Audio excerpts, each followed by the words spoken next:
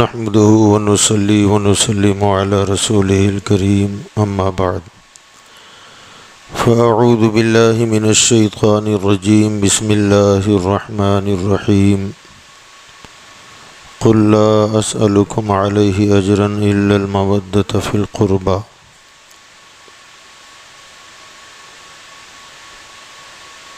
صدق الله مولانا العلي العظيم وبلغنا رسوله النبي الأمين المتين الكريم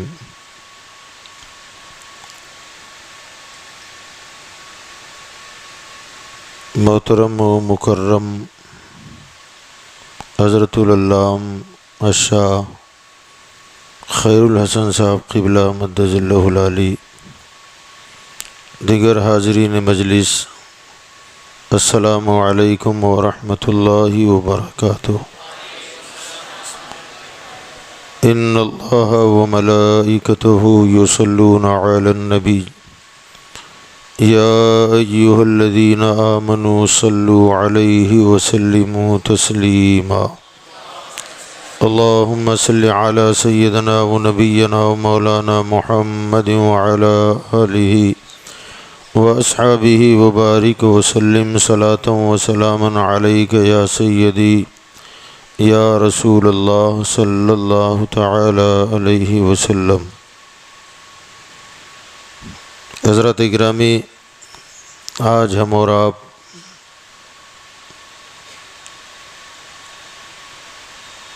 جس محفل میں جمع ہیں، اس محفل پاک کو نسبت امام زین العابدین سے بھی اور حضرت سیدنا سید زین العابدین رحمہم اللہ سے نسبت ہے، اور یہ دونوں ذوات قدسیہ اہل بیت میں شمار کی جاتی ہے۔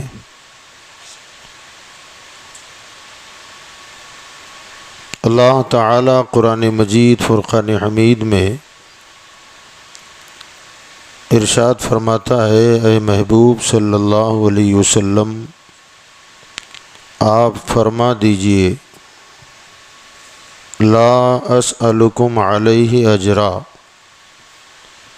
کہ میں تم سے کوئی معاوضہ، کوئی بدلہ، کوئی اجرت نہیں مانگتا، الا المودۃ فی القربیٰ، مگر یہ کہ میری اہل بیت سے، اہل قرابت سے محبت کرنا۔ محبت کا تقاضا اہل بیت سے حضور صلی اللہ علیہ وسلم نے اللہ کے حکم سے ہم سے کیا۔ امت سے مطالبہ ہوا کہ اہل بیت سے محبت کریں، اور حضور صلی اللہ علیہ وسلم نے خود اپنی اہل بیت کے بارے میں فرمایا، مثل اہل بیت کسفینۃ نوح، میری اہل بیت نوح علیہ السلام کی کشتی کی طرح ہے، من رکبہا نجا، جو اس میں سوار ہو گیا وہ نجات پا گیا،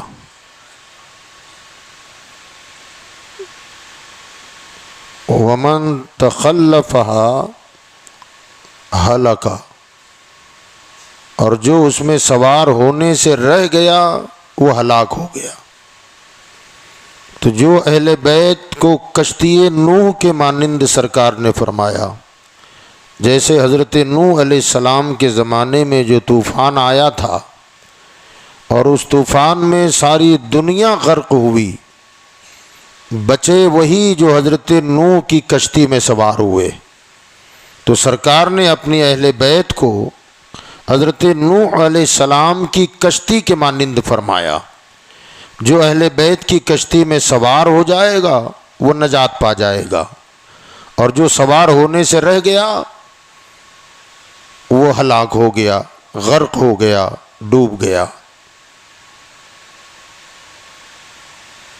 ایک مقام پر حضور صلی اللہ علیہ وسلم نے ارشاد فرمایا اپنے اصحاب کے بارے میں، صحابہ کے بارے میں، اصحابک النجوم فبأیہم اقتدیتم اہتدیتم، میرے صحابہ ستاروں کے مانند ہیں، ان میں سے تم جس کی پیروی کرو گے ہدایت پا جاؤ گے، یہ ارشاد فرمایا۔ الحمدللہ اس دنیا میں ایک واحد جماعت اہل سنت ہے جو صحابہ کی کشتی میں بھی سوار ہیں اور صحابہ کو اپنا رہبر و رہنما بھی مانتے ہیں۔ یاد رہے کہ اہل بیت کی کشتی میں جو سوار ہوگا آقا نے فرمایا وہ نجات پا جائے گا۔ غالباً آپ لوگ جانتے ہوں گے کہ حضور صلی اللہ علیہ وسلم نے اہل بیت کو کشتی کہا، صحابہ کو ستارے کہا۔ سمندری سفر جب بھی ہوتا ہے، پرانے وقتوں میں خاص طور سے، آج مشینوں کا سہارا لیا جاتا ہے، لیکن اس میں بھی مدد ستاروں کے ذریعے ہی لی جاتی ہے۔ جب بھی سمندر میں کشتی اور سفینہ اور جہاز ڈالا جاتا ہے تو اپنی منزل کا راستہ متعین کرنے کے لیے کسی ستارے کو اپنا رہبر مانتے ہیں اور اس ستارے پر نظر رکھ کر اپنی کشتیوں کو چلایا کرتے تھے۔ آج بھی انہی تاروں سے مدد لے کر مشینوں کے ذریعے سے اپنی سمت سفر مقرر کیا جاتا ہے کہ ہمیں اس دشا میں جانا ہے۔ کیوں کہ سمندر میں روڈ اور راستے نہیں ہیں کہ جگہ جگہ بورڈ لگے ہوں، بمبئی اتنے کلومیٹر ہے اور دلی اتنے کلومیٹر ہے، ادھر مڑو گے تو یہ شہر جائے گا، ادھر مڑو گے تو یہ شہر جائے گا۔ ایسا دریا سمندر میں نہیں ہوتا، چاروں طرف پانی ہے، اوپر آسمان دکھتا ہے اور نیچے بھی پانی ہوتا ہے، ایسا لگتا ہے نیچے اوپر پانی ہی پانی ہے۔ لہٰذا وہاں راستوں کا تعین کیسے کیا جائے تو ستارے کو اپنا رہبر ماننا پڑتا ہے کہ ستارہ یہ ہے، یہ ہمیں منزل مقصود تک پہنچائے گا، یہ علم نجوم کے دائرے میں آتا ہے۔ بہرحال اسی کے ذریعے اب کمپیوٹر وغیرہ میں ذریعہ وہی ہے، مگر اب اسے مسخر کر کے راستوں کا تعین کیا جاتا ہے۔ تو سمندر میں جب بھی کوئی کشتی، جہاز، سفینہ ڈالا جائے گا تو ستاروں کو اپنا رہبر و رہنما مان کر ہی چلنا پڑے گا، اور جب کسی ستارے کو انہوں نے اپنا رہبر و رہنما مانا تو اسی دشا میں وہ اپنے سفینے کو چلاتے ہیں تاکہ جہاں پہنچنا ہے وہاں آسانی سے پہنچ جائیں۔ اگر انہوں نے اپنا رہبر جس کو بنایا تھا تارے کو، وہاں سے اگر انہوں نے اپنی نظر ہٹائی یا ان کی مشین میں گڑبڑی ہو گئی تو پھر پہنچنا کہیں چاہتے تھے پہنچ جائیں گے کہیں اور، نکلیں گے کسی اور کنارے پر۔ تو بلا تمثیل دنیا میں اہل بیت سے محبت کرنے والوں کی کمی نہیں ہے۔ ہمارے علاوہ بھی لوگ محبت کرتے ہیں اور دیکھنے میں ہم سے زیادہ دعویٰ کرتے ہیں، وہ ہیں شیعہ حضرات، رافضی حضرات۔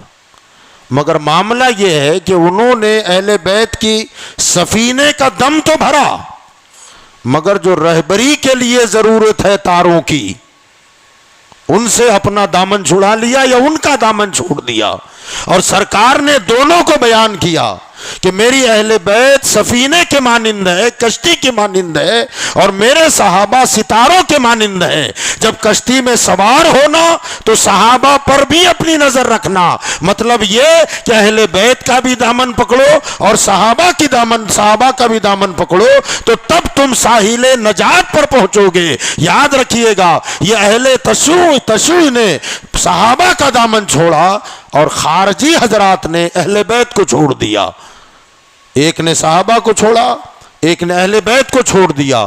الحمدللہ ہم اہل سنت ہیں، ہم اہل بیت کی کشتی میں سوار بھی ہیں اور صحابہ کا دامن بھی ہمارے ہاتھ میں ہے۔ اسی لیے اعلیٰ حضرت امام احمد رضا فاضل بریلوی رحمۃ اللہ علیہ فرماتے ہیں کہ اہل سنت کا ہے بیڑا پار، اصحاب حضور نجم ہیں۔ اہل سنت کا بیڑا بھی کشتی کو کہتے ہیں۔ اہل سنت کا ہے بیڑا پار، اصحاب حضور نجم ہیں، اور ناؤ ہے عطرت رسول اللہ کی۔ تو اہل سنت نے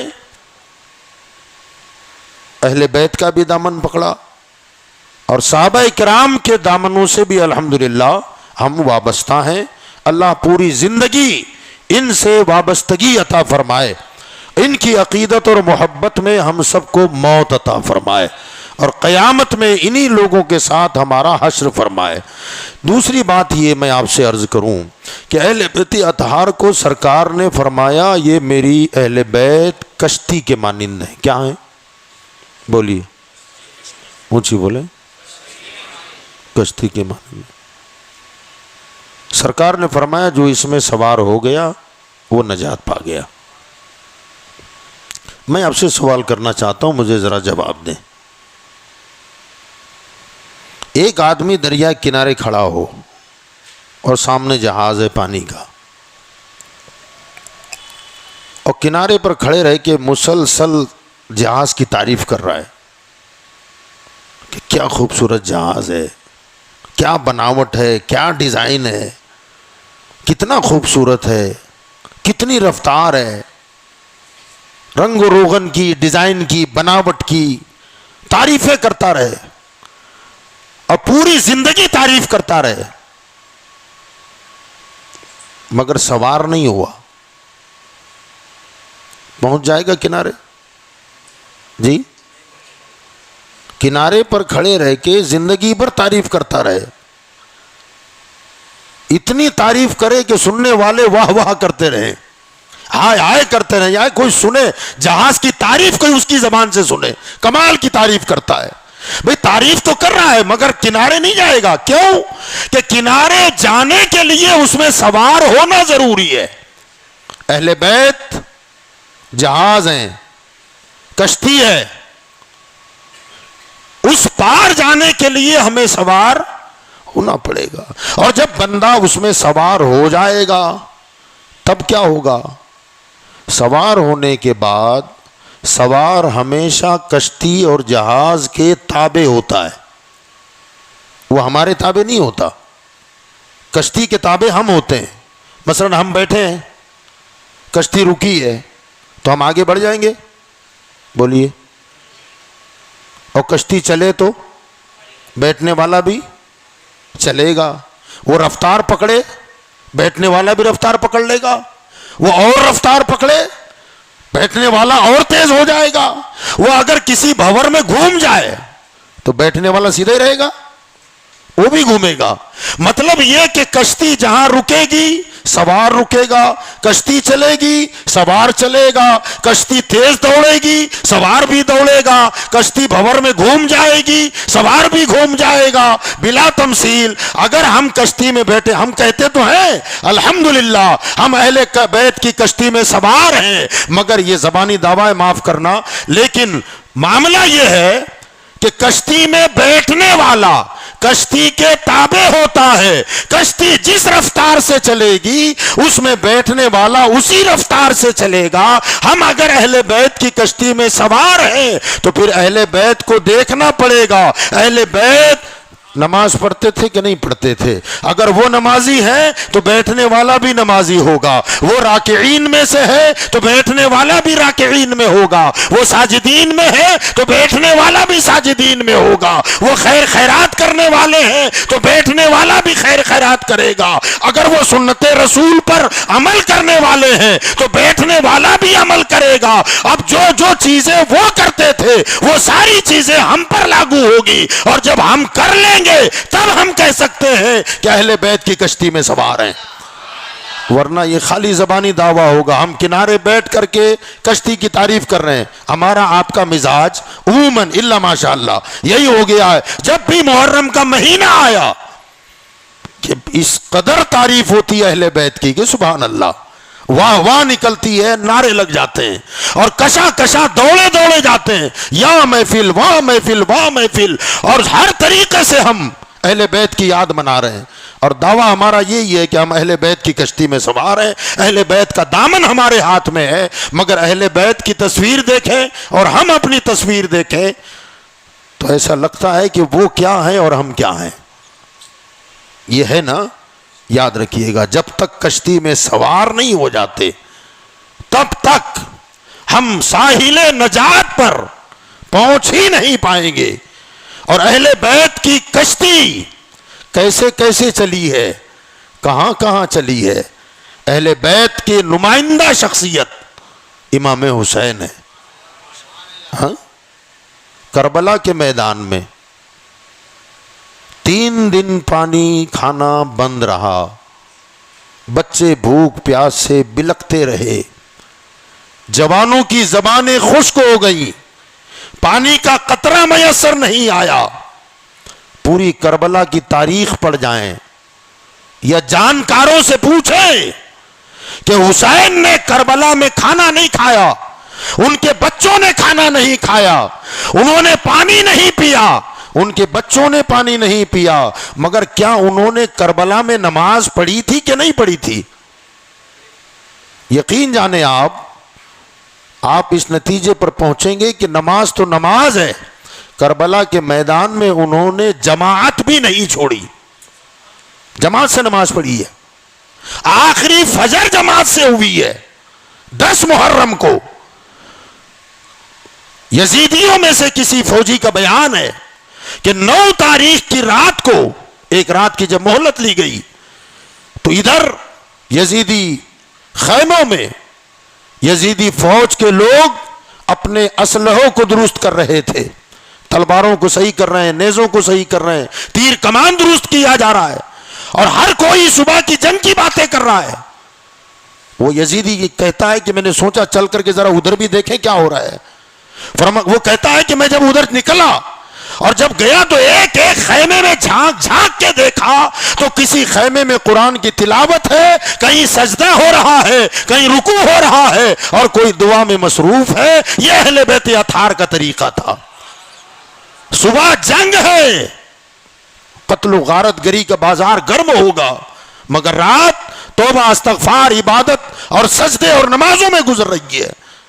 میرے بھائیو یاد رکھو, کربلا کے میدان میں ان کے بچے بھوکے پیاسے تھے, مگر حسین نماز پڑھ رہے تھے. آج ہمارے بچے پیٹ بھر کے کھا رہے ہیں, پھر بھی ہمیں نمازوں کی فرصت نہیں ہے. ان کے بچے بھوک اور پیاس سے بلک رہے تھے, ہمارے بچے آسودہ ہو کر گلیوں میں کھیل رہے, پھر بھی ہمیں مسجدوں کی طرف آنے کی توفیق نہیں ہوتی. دین پر عمل کرنے کا جذبہ ہمارے اندر نہیں ہے. بس حسین کی یاد آتی ہے تو محرم میں, اور انداز بھی ہمارے نرالے ہیں یاد کرنے کے, اللہ ماشاء اللہ. الگ الگ طریقے یاد رکھیے گا. امام علی مقام سے, اہل بیت سے ہمیں محبت ہے اور ہونی چاہیے, ہے محبت الحمدللہ, ہونی بھی چاہیے. مگر ایک بات یاد رکھیں, میں سمجھتا ہوں آپ سبھی لوگ کسی نہ کسی پیر کے مرید ہوں گے. ہیں سب مرید ہیں؟ نہیں ہیں تو کسی اچھے پیر کے مرید بن جائیں جو پابند شرع ہو. اب آپ سب تقریباً اللہ ماشاء اللہ مرید ہیں. اگر آپ کے گھر آپ کے پیر صاحب آ جائیں, کتنی خوشی ہوگی آپ کو, ہوگی کہ نہیں ہوگی؟ آپ کتنا انتظام کریں گے؟ گھر کی صاف صفائی روزانہ ہوتی ہے, مگر جس دن پیر صاحب آنے والے ہوں تو اس دن کچھ انداز ہی نہیں رلا ہوتا ہے. بچوں کے کپڑے الگ چمک رہے ہیں, خود بھی اچھے لباس میں ہیں, گھر میں اچھے کپڑے پہنائے, کھانے پینے کا جو بھی ان کو ضرورت لگتی ہے, اگر دعوت قبول کر لی تو سبحان اللہ, خالی دعا کے لیے آ جائیں تب بھی سبحان اللہ. اب وہاں گدا بھی لگا ہے اور بہترین قالین بچھا ہے اور اچھی چادریں لگائی گئی ہیں, پھولوں کا ہار کا استقبال کیا کرنا چاہتے ہیں آپ, ہار کا انتظام کر لیا گیا, بڑے خوش ہیں آپ کا گھر ایئر کنڈیشن ہے, اے سی لگا ہوا ہے. جیسے پیر صاحب اندر آئے تو انہوں نے پہلی فرصت میں کہہ دیا, بیٹا ذرا حرارت ہے مجھے, پنکھا مت چلانا. مگر آپ ہیں کہ محبت میں اتنے آپے سے باہر ہو رہے ہیں, میرے پیر صاحب آئے, میرے بچے اے سی میں سوئے, میرا پیر 2 گھنٹے کے لیے آئے, میں اے سی چالو نہ کروں, حضرت کو تو اے سی میں بٹھاؤں گا, اے سی میں رکھوں گا. اور آ کر کے آپ نے دھڑ سے اے سی کا بٹن دبا دیا, پورا کمرہ ٹھنڈا ہو گیا. ایمانداری سے بولو, پیر صاحب دعا دیں گے کہ بد دعا دیں گے؟ پوچھ رہا ہوں, بولو. کیوں؟ آپ نے کام برا کیا کہ اچھا کیا؟ جی بولو نا یار, اے سی چلانا کام اچھا ہے کہ برا ہے؟ اچھا ہی تھا نا، اور دشمنی میں تو نہیں کیا آپ نے، عداوت میں کیا، محبت ہی میں کیا، مگر کام وہ کیا جو انہیں پسند نہیں ہے، کام وہ کیا جو انہیں پسند نہیں ہے۔ لینا چاہتے تھے دعا، ملے گی بد دعا، کہ حضرت کو اذیت پہنچا رہا ہے، انہوں نے کہہ دیا کہ پنکھے سے تکلیف ہے اور تو نے اے سی چلا دیا۔ اب اگر کوئی آ کے آپ سے کہے کہ بھیا پیر صاحب کے لیے اے سی کیوں چلا رہا ہے، بند کر، آپ کہیں میرے پیر کا دشمن ہے تو، میرے پیر کو اے سی کی ٹھنڈک نہیں دلانا چاہتا۔ میں کہتا ہوں میرے بھائی دشمن نہیں ہے، وہ آپ کا بھی محبوب ہے اور آپ کے پیر سے بھی عقیدت رکھتا ہے، وہ صرف آپ کی پیر کی مرضی چاہتا ہے کہ تمہارے لیے دعا اس وقت نکلے گی جب پیر کی مرضی کے مطابق کام ہوگا۔ بلا تمثیل میں عرض کرنا چاہتا ہوں کہ کربلا کا دن جب آئے گا، جب محرم کا مہینہ آئے، تو کام وہ کرنا جو ہمارے پیر حسین کو پسند ہے، جو اہل بیت کو پسند ہے، مانا کہ کام محبت ہی میں کرتے ہیں۔ مگر کبھی پوچھا کہ کربلا والوں تمہیں کیا پسند ہے؟ ناچنا پسند ہے؟ گانا بجانا پسند ہے؟ کیا پسند ہے؟ اب وہ اگر پسند کر لے تو ٹھیک ہے، لیکن حسین کی پسند کیا ہے؟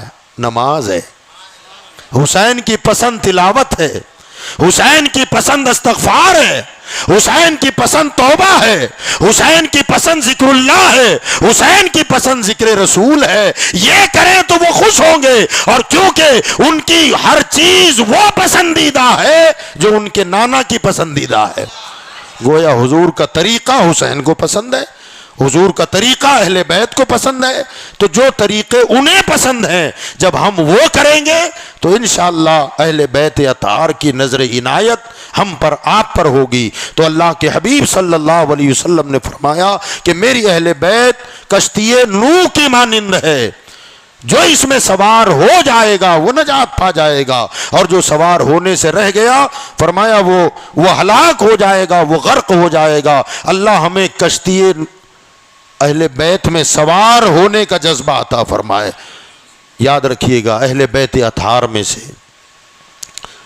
جن کا نام نامی اس میں گرامی ابھی آپ نے سنا بھی، امام حسین رضی اللہ تعالیٰ عنہ کے لخت جگر سیدنا امام زین العابدین، ان کا نام ہے علی اوسط۔ کیا نام ہے؟ علی اوسط۔ یہاں ضمناً میں ایک بات عرض کر دوں، حضرت کے پاس بھی کئی لوگ آتے بھی ہوں گے، فون بھی آتے ہوں گے، ہمارے پاس بھی آتے ہیں، حضرت بچہ پیدا ہوا نام دیجئے نا۔ اب علماء نام دیتے ہیں بزرگوں کے نام پر، تو کہتے ہیں حضرت کوئی نیا نام دیجئے، نیا۔ اب علماء نیا کہاں سے لائیں نام؟ تو کہتے ہیں بزرگوں کے نام پر غلام نبی رکھ دو، عبد الرسول رکھ دو، غلام مصطفیٰ رکھ دو۔ یہ تو بہت پرانے ہو گئے، کوئی نیا نام چاہیے۔ اب تو نیا سسٹم نکلا، نیٹ پہ ڈھونڈنے لگ جاتے ہیں، اور نیٹ پہ ڈھونڈ کر کبھی کبھی تو اپنے کوئی پاگل بنا دیتے ہیں، حضرت اس نام کا مطلب کیا ہے؟ اب اپن لغت دیکھ دیکھ کے اب عربی فارسی یا اردو والی لغت کھولو، اپن اس میں ملتا ہی نہیں ہو، بھئی یہ نام ہی پہلی مرتبہ سنا ہے۔ نیا نام چاہیے۔ نئے نام کے چکر میں ایسے ایسے نام رکھ دیتے ہیں کہ آدمی پریشان ہو جاتا ہے کہ یار یہ کون سا نام ہے۔ اور پھر اس میں بعض مرتبہ یہ بھی ہوتا ہے کہ ذرا وزن بھی ملنا چاہیے اس میں، جی ابا کا نام یہ ہے تو اس کے وزن پہ نام ہونا چاہیے۔ مجھے حضرت عبد المصطفیٰ اعظمی رحمۃ اللہ علیہ کا لطیفہ یاد آ گیا، تو بہرحال اسے نہیں سناتے ہم۔ تو یہ ہوتا ہے، یاد رکھیے گا بزرگوں کے ناموں پر جو نام ہوتے ہیں نا اس میں برکتیں ہوتی ہیں، نام کا اثر ہوتا ہے، اور نام ہی کا نہیں نام والے کا بھی اثر ہوتا ہے، نام کا نہیں بلکہ نام کا بھی ہوتا ہے اور نام والے کا بھی اثر ہوتا ہے، اور ان کی محبت میں اگر رکھا جائے تو پھر نظر عنایت بھی ہوتی ہے، نظر عنایت بھی ہوتی ہے۔ سبحان اللہ۔ سرکار محدث اعظم ہند علیہ رحمہ فرماتے ہیں، میں قربا نام نامی پہ، میں صدقے اسم اقدس کے، میں قربا نام نامی پر، تیرا ہم نام ہونا حشر کے دن میرے کام آیا۔ تیرا ہم نام ہونا حشر کے دن میرے کام آیا. ایک روایت میں آیا ہے کہ قیامت کا جب دن آئے گا تو ندا کرنے والا ندا کرے گا, اے محمد جنت کا در کھلا ہے, آؤ جنت میں. تو جس جس کا نام محمد ہوگا سب دوڑیں گے. تو دربان روک دے گا, کہا تم نہیں, محمد ابن عبداللہ, محمد الرسول اللہ, ان کے لیے ندا ہو رہی ہے, تمہارے لیے نہیں, کیونکہ جنت کا دروازہ کھلے گا ہی میرے مصطفیٰ کے لیے, ان کے لیے پکارا جا رہا ہے. اللہ تعالی کی طرف سے ندا ہوگی, فرشتوں روکو مت, انہیں گناہ کرنے میں شرم نہیں آئی, مگر نام میرے محبوب کا رکھا ہے, اس نام کے صدقے ان کو بھی جنت میں داخل کر دو. تو یہ ناموں کی برکتیں ہوتی ہیں.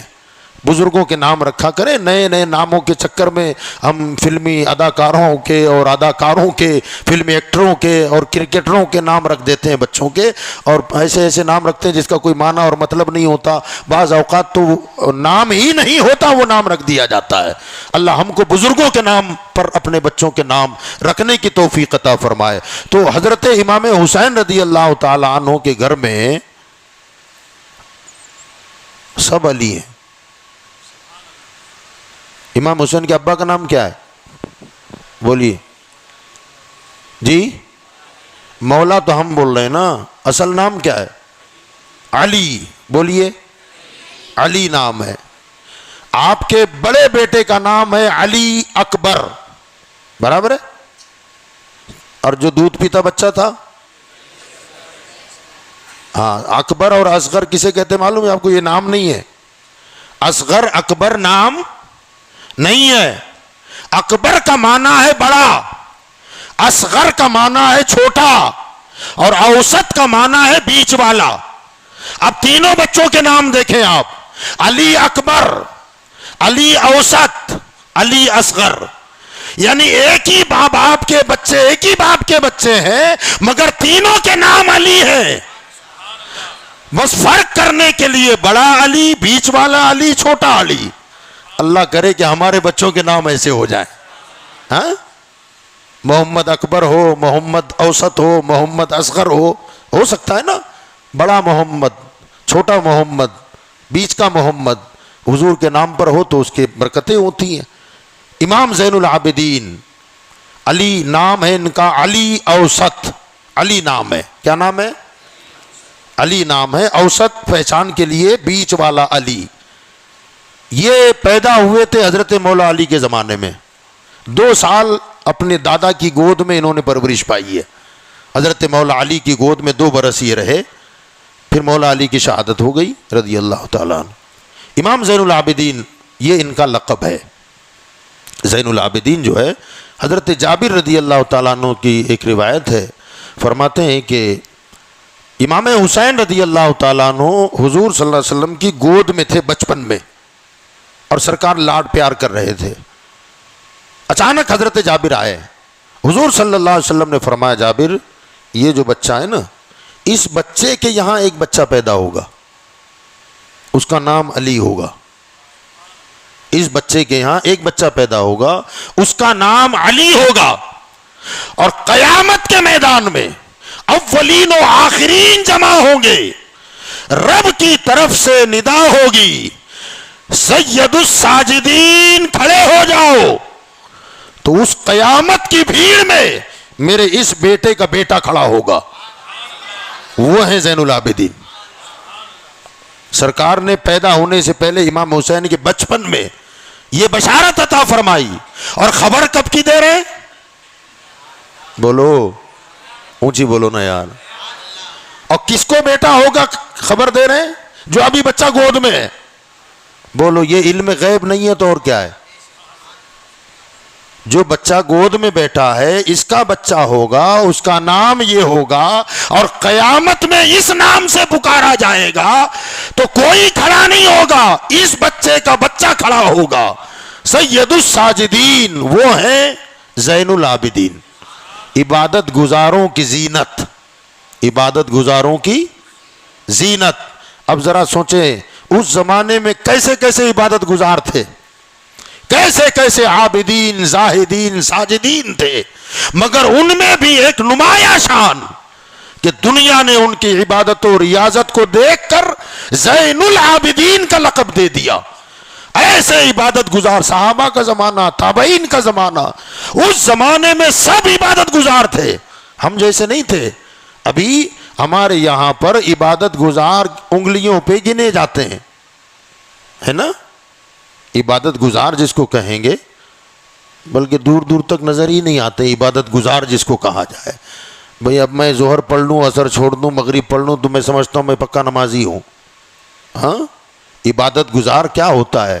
تکبیر اولا نہ چھوٹے، راتوں کو اٹھ اٹھ کے عبادت کرے، ساری دنیا سوئے اور یہ اللہ کی عبادت میں لگا رہے، وہ عبادت گزار ہوتا ہے۔ وہ زمانے میں بے نمازی نظر نہیں آتے تھے، مسجدیں کھچا کھچ بھری رہتی تھیں۔ اس زمانے میں جسے زین العابدین کا لقب دیا گیا وہ کیسے عبادت گزار ہوں گے؟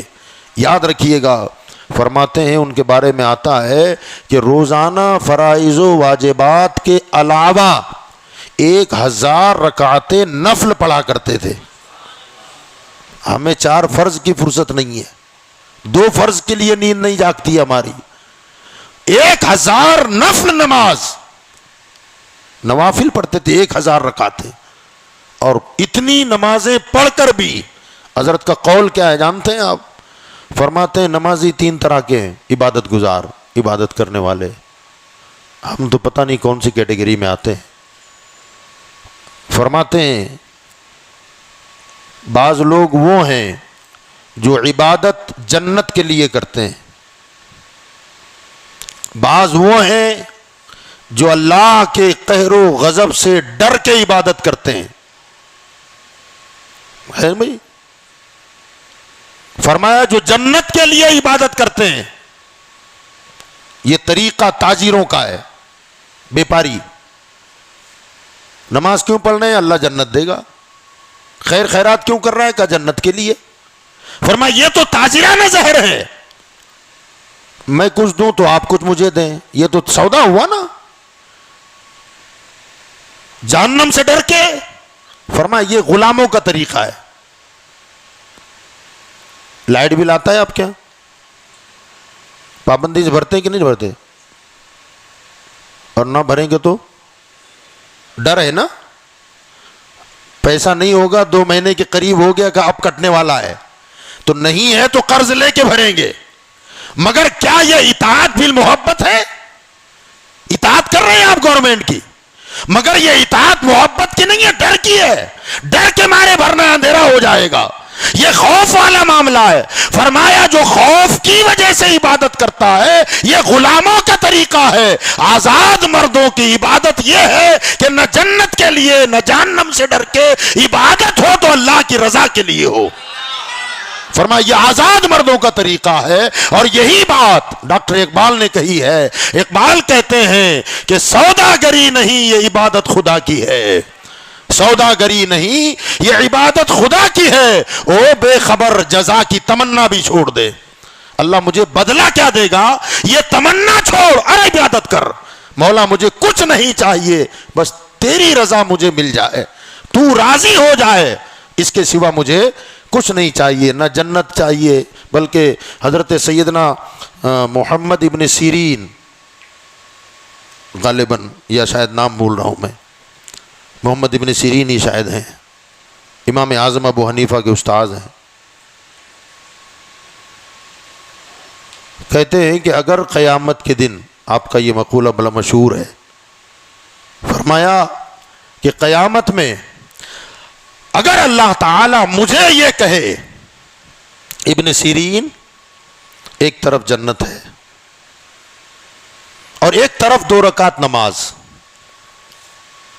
بول کیا چاہیے؟ ذہن ہے آپ کا حاضر؟ اگر نماز پڑھے گا تو جنت نہیں دوں گا، اور جنت میں جائے گا تو پھر نماز کی اجازت نہیں۔ اب جنت کے مقابلے میں کتنی نماز ہے؟ 2 رکعت۔ آپ فرماتے تھے کہ خدا کی قسم میں جنت چھوڑ دوں گا، نماز پڑھ لوں گا۔ لوگوں نے پوچھا حضرت 2 رکعت نماز کے لیے جنت چھوڑیں گے؟ تو آپ نے فرمایا ہاں. پوچھنے والے نے کہا وجہ؟ تو آپ نے وجہ بتائی کہ جنت میں چاہتا ہوں اور نماز میرا رب چاہتا ہے. تو بندہ تو وہی ہے نا جو اپنے رب کی مرضی چاہے. بندہ اصل میں وہی ہے جو میں چاہتا ہوں اسے قربان کر دوں اور وہ کام کروں جو میرے رب کی مرضی ہے. میرا رب جسے چاہتا ہے وہ میں کروں. تو یہ ہے عبادت گزاروں کا طریقہ جو آزاد لوگ ہیں, آزاد مرد ہیں. حضرت سیدنا امام زین العابدین رضی اللہ تعالی عنہ نے 2 مرتبہ اپنا پورا مال اللہ کے راستے میں خرچ کیا.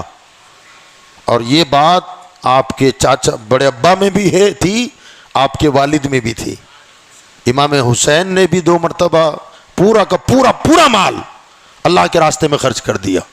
امام حسن کی حیات میں بھی ملتا ہے اور ان کے بیٹے نے بھی یہ کام کر کے دکھایا. یہ امام زین العابدین. اور نماز میں استغراق کا یہ عالم تھا, محویت کا یہ عالم تھا کہ ایک مرتبہ آپ کے اپنے مکان میں نماز آپ پڑھ رہے ہیں اور آگ لگ گئی. محلے والوں نے دیکھا, آس پاس کے لوگوں نے دیکھا گھر میں آگ لگی ہے. لوگ بجھانے کے لیے آئے, آپ کا سامان باہر نکالا جانے لگا, آگ بجھانے لگے. اب ظاہر بات ہے مکان میں آگ لگے اور جب بجھانے والے بجھانے آتے ہیں تو کتنا ہنگامہ ہوتا ہے, کتنا شور ہوتا ہے. مگر اس میں بھی آپ پورے اطمینان سے نماز پڑھتے رہے. آگ بجھ گئی, نماز سے فارغ ہوئے, لوگوں سے پوچھا شور شرابہ بہت ہو رہا تھا. کہ حضرت آپ کو پتہ ہی نہیں کہ گھر میں آگ لگی ہے, کتنا سارا جل گیا سب. تو آپ نے فرمایا کہ ہاں تم دنیا کی آگ بجھانے میں لگے تھے, میں آخرت والی آگ بجھانے میں لگا تھا. یہ استغراق تھا نماز کا, یہ نماز کا ذوق تھا. اس طریقے سے مستغرق ہو کر عبادت کرتے تھے. اللہ ہم کو ان کے اتنی عظیم عبادتوں کے صدقے 5 وقتہ باجماعت نماز پڑھنے کی توفیق عطا فرمائے. امام زین العابدین رضی اللہ تعالیٰ کربلا کے چشمدید گواہ ہیں. سارا کچھ ان کی نگاہوں کے سامنے ہوا, سب کچھ برداشت بھی کیا اور سب کچھ دیکھا بھی. کربلا کے بعد جب مدینہ شریف آئے تو مدینہ شہر سے کچھ ہٹ کر کے شہر سے باہر ہی ایک کٹیا جھوپڑا بنا دیا تھا, ایک طرح کی خانقاہی تھی, وہیں رہتے تھے. روایتوں میں آیا ہے کہ دنیا میں سب سے زیادہ رونے والے 3 لوگ ہیں. سب سے پہلے ہیں حضرت آدم علیہ السلام. سالوں سال روتے رہے جنت سے جب زمین پر آئے. بعض روایتوں سے یہ پتہ چلتا ہے کہ اتنا روئے کہ آنسوؤں جہاں زمین پر گرے تھے وہاں ہریالی نکل آئی تھی. دوسرے نمبر پر ہیں جناب یعقوب علیہ السلام. حضرت یوسف علیہ السلام کی جدائی میں روئے, اتنا روئے کہ وَابْيَضَّتْ عَيْنَاهُ مِنَ الْحُزْنِ فَهُوَ كَظِيمٌ. قرآن کہتا ہے کہ ان کے غم میں اتنا روئے کہ ان کی آنکھوں کا پانی سوکھ گیا, خشک ہو گیا, بینائی چلی گئی. ظاہر بات ہے جب پورا پانی ہی ختم ہو جائے گا آدمی کو نظر آنا بند ہو جائے گا. آنکھیں سفید ہو گئی تھی, نظر آنا بند ہو گیا. اور تیسرے نمبر پر سب سے زیادہ رونے والے امام زین العابدین ہیں. اس کے بعد پوری زندگی روزہ رکھا حضرت نے, ایک ایک دن گیپ کر کے مسلسل روزے رکھتے تھے. جب بھی افطار اور سحری میں, روزے کی حالت میں افطار اور سحری میں کھانا پانی لاتے تو اتنا روتے تھے کہ رونا بڑھ جاتا تھا, آپ کی آہو بکا بڑھ جاتی تھی. فرماتے ہیں کہ سحری افطار میں بھی 2 گھونٹ پانی 1 2 3 لقمہ لیتے تھے مگر اس میں بھی آنسو مل جاتا تھا, آنسو کے قطرے اس میں گر جاتے تھے. اور فرماتے تھے لے جاؤ اس کو, اٹھاؤ یہاں سے. اتنا روتے تھے. کسی نے پوچھا کہ حضرت کب تک روئیں گے آپ اور کتنا روئیں گے؟ تو حضرت نے فرمایا قرآن پڑھا ہے تم نے؟ تو کہاں. کہ سورہ یوسف پڑھی ہے؟ تو کہاں. کہ حضرت یعقوب علیہ السلام کا ایک بیٹا یوسف گم ہو گیا, ایک یوسف گم ہوا تو یعقوب 40 سال روئے. کربلا میں تو میرے سارے یوسف گم ہو گئے. فرمایا جب وہ اتنا روئے تو میں نہ روؤں؟ اس قدر روتے تھے. یعنی رونا بھی ایک روایت میں یہاں تک آیا، ایک مرتبہ کہیں سے گزر رہے تھے، آپ نے دیکھا ایک قصاب بکری کو ذبح کر کے اس کی کھال ادھیل رہا ہے. حضرت بے قرار ہو گئے، بے قابو ہو گئے اور زار و قطار رونے لگے بکری کو چھیلتا ہوا دیکھ کر. قریب آئے اور آ کر کے قصاب سے پوچھا دانا پانی دیا تھا اس کو کہ ایسے ذبح کر دیا؟ تو اس نے کہا نہ حضرت، مسلسل کھانا چارہ دے رہا ہوں اس کو، اور جب ابھی ذبح کر رہا تھا اس سے پہلے بھی پانی پلایا تب ذبح کیا. حضرت کا رونا اور بڑھ گیا. اس نے کہا حضرت کیا ہوا؟ تو کہا ہاں ایک بکری کو بھی پانی پلا کے ذبح کیا گیا، مگر کربلا میں میرے گھر والوں کو پانی تک نہیں پلایا گیا. ان کی نظر میں میرے خاندان والوں کی اہمیت بکری سے زیادہ کم تھی. اور پھر زاروں قطار رونے لگے. سیدنا امام زین العابدین چشم دید گواہیں، حضرت علی اصغر کا تڑپنا، بلکنا، سیدہ سکینہ کا رونا، سب کچھ اپنی آنکھوں سے دیکھا. خود بھی بیمار تھے، بھوکے پیاسے تو حضرت بھی تھے، سب کچھ دیکھا. فرماتے ہیں کہ جب مدینہ میں ایک طرف مکان آپ نے بنایا تھا، کچھ عرصے کے بعد شامی فوجی، یزید کی فوج کا بندہ جو کربلا میں تھا، اس سے کوئی غلطی سرزد ہو گئی. اور غلطی جب سرزد ہوئی، کوئی گناہ، کوئی غلط کام کیا حکومت کے خلاف، کچھ کام اس نے کیا، تو یزید نے اسے اپنے دربار میں طلب کیا کہ اسے میرے دربار میں حاضر کرو. اب وہ یزید کے کردار سے واقف تو تھا، دنیا کی لالچ نے اس کے ساتھ بنا کر دیا تھا اسے، وہ الگ بات ہے، لیکن یزید کس ٹائپ کا آدمی ہے، کون سے نیچر کا آدمی ہے، وہ جانتا تھا. اب جب یزید کے دربار میں حاضر ہونا ہے، اس کا مطلب ہے سیدھا موت کے گڈھے میں جانا ہے. وہ خبیث مار ڈالے گا مجھے. رحم اس کے پاس، جو اہل بیت پر رحم نہ کرے وہ کسی اور پر کیا رحم کرے گا. اب اس نے دیکھا کہ سیدھے قتل کا حکم ہوگا، تو وہ یزید کے دربار میں نہ جاتے ہوئے فرار ہو گیا. اب اس کے تعلق سے چرچا ہونے لگا فلاں سپاہی فرار ہے، اور بادشاہ نے اسے طلب کیا ہے. تو یہ ایک مقام پر ٹھہرتا نہیں تھا، ایک گاؤں میں 2 دن 3 دن رکا، پھر چلا گیا. پھر دوسرے گاؤں میں 2 دن 3 دن سپاہیوں سے، پولیس سے بچتے بچاتے، وہ حکومت چل رہی تھی یزید کی. کہتے ہیں کہ گھومتے شہر بدلتے بدلتے بدلتے مدینہ پہنچا. مدینے میں سپاہیوں سے، پولیس سے بچتے ہوئے سوچنا کہ محفوظ جگہ کون سی ہوگی. حضرت نے جو جھونپڑا بنایا تھا وہ شہر سے باہر تھا کنارے. اس نے دیکھا کہ یار یہ جگہ محفوظ ہے، مگر اسے پتا نہیں تھا کہ مکان کس کا ہے. اور وہ مکان تھا امام زین العابدین کا. اب وہ چلا گیا. اب جیسے ہی گیا، دروازے پہ دستک دی، اندر سے دروازہ کھلا تو سامنے امام زین العابدین. اب اسے پورا کربلا یاد آ گیا کہ یار میں آیا بھی تو دشمن ہی کے گھر میں آ گیا، اب پتہ نہیں میرا حشر کیا کریں گے. لیکن حضرت نے جیسے ہی دیکھا تو فرمایا بھائی کیا بات ہے، اللہ ہم کو عمل کی توفیق عطا فرمائے. کہا میں آپ کے ہاں رک سکتا ہوں؟ تو حضرت نے فرمایا آئیے. بلا لیا اندر. مہمان کھانے کے لیے جو روم بنایا تھا اس میں بٹھایا، کھلایا پلایا، مہمان نوازی کا جو طریقہ. اور پھر اہل بیت کا کیا کہنا، بھوکا خود رہ کے کھانا دیا غیر کو. فاطمہ کی سخاوت پہ لاکھوں سلام. یہ سیدہ ہی کا تو پوتا تھا، بھرپور خدمت کر ڈالی. 3 دن وہاں وہ رکا. 3 دن کے بعد کہا کہ حضرت اب مجھے اجازت دیں. حضرت نے فرمایا ٹھیک ہے. وہ نکل کر جانے لگا تو بار بار خیال آ رہا ہے کہ یار میں نے ان کے بابا، چاچا، ماما، بھائی، بھانجوں، بھتیجوں کے ساتھ کیا کیا، اور یہ میرے ساتھ کیا سلوک کر رہے ہیں. میں نے کربلا میں کیا کردار نبھایا، اور آج مدینہ میں انہوں نے کیا کر دیا میرے ساتھ. پھر خیال آیا شاید مجھے پہچانا نہیں ہوگا، اگر پہچانتے تو قتل کر ڈالتے. پھر سوچا میں کب تک بھاگوں گا، آج نہیں تو کل یزیدی فوج کے آدمی پکڑ لیں گے اور مجھے قتل کر دیا جائے گا. خیال آیا کہ یزید کے ہاتھوں مرنے سے بہتر ہے کہ حسین کے بیٹے کے ہاتھ مر جاؤں. واپس پلٹا. ملامت ہونے لگی نا، اندر سے ضمیر ملامت کر رہا ہے کہ میں نے ان کے خاندان والوں کے ساتھ کیا کیا اور انہوں نے میرے ساتھ کیا سلوک کیا. ممکن تو یہی ہے کہ شاید مجھے پہچانا نہیں ہے. تو پھر ادھر جا کے یزید کے ہاتھ سے مرنے سے بہتر ہے کہ اہل بیت کے شہزادے کے ہاتھ مر جاؤں. واپس آئے, دروازہ پھر کھٹکھٹایا. حضرت نے پھر دروازہ کھولا. کہا کیا بات ہے, اور رکنا ہے کیا؟ تو کہا نہ حضرت اب رکنا نہیں ہے. کہنے لگا حضرت میں یہ جاننا چاہتا تھا کہ آپ نے شاید مجھے پہچانا نہیں. تو حضرت نے فرمایا نہیں پہچانا آپ کو میں نے. تو کہا ابھی یہ 3 دن سے نا؟ تو فرمایا نہ 3 دن سے نہیں, میں تم کو تو کربلا سے پہچانتا ہوں.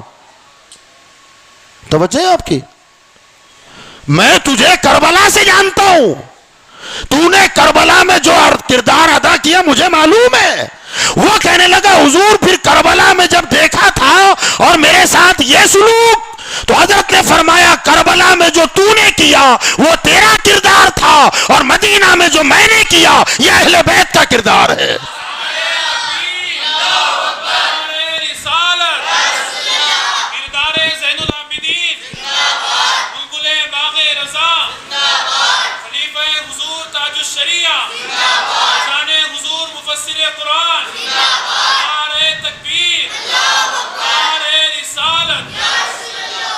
جو کچھ تم نے کربلا میں کیا ہے اس کو تو ہم نے اللہ کے حوالے کر دیا ہے.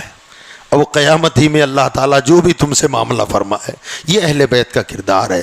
اللہ ہم کو بھی یہ جذبات عطا فرمائے. آج ہم سگے بھائی کو چھوڑنے کے لیے تیار نہیں. ایک بالی جگہ کے لیے تلواریں نکل جاتی ہیں, کورٹ کچہریاں ہو رہی ہیں. ایک بالی جگہ چھوٹ جائے گی کیا لے جائے گا ہمارا؟ ایک دیوار کے لیے لڑائیاں ہو رہی ہیں, اور ایسی لڑائیاں کہ پھر زندگی بھر عید نہیں ملتا ہے, ملاقاتیں نہیں کرتا ہے. میرے بھائیوں یاد رکھیے اہل بیت اطہار کا جو کردار ہے ہمیں اسے اپنانے کی ضرورت ہے. جب ہم اس کردار کو اپنائیں گے اور پھر ہم انشاءاللہ فخر کے ساتھ کہیں گے, پھر کہنے کی بھی ضرورت نہیں ہے. قیامت کے میدان میں وہ خود اپنے عقیدت مندوں کو ڈھونڈ ڈھونڈ کے ساتھ میں جنت لے جائیں گے انشاءاللہ. اللہ پاک مجھے آپ کو کہنے سننے سے زیادہ عمل کی توفیق عطا فرمائے. السلام علیکم ورحمۃ اللہ.